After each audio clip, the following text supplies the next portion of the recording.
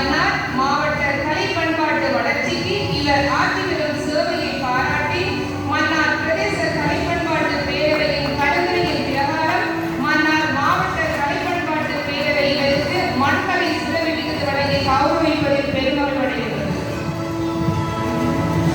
அடுத்து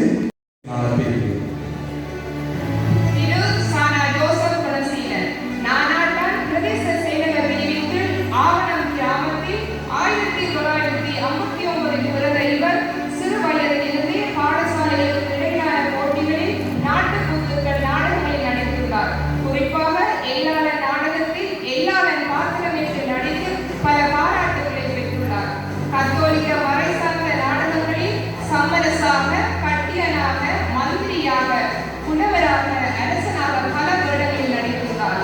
குறிப்பாக 2018ஆம் ஆண்டில் இடம்பெற்ற வடக்கு மாகாண கலைமன்றங்களுக்கு இடையில் நடத்தப்பட்ட போட்டியில் முதலாம் இடத்தினை பெற்ற பாண்டாடி சபதம் என்ற நாட்டுக்கூத்து நிகழ்வு முக்கியமான ஒன்றாகும்.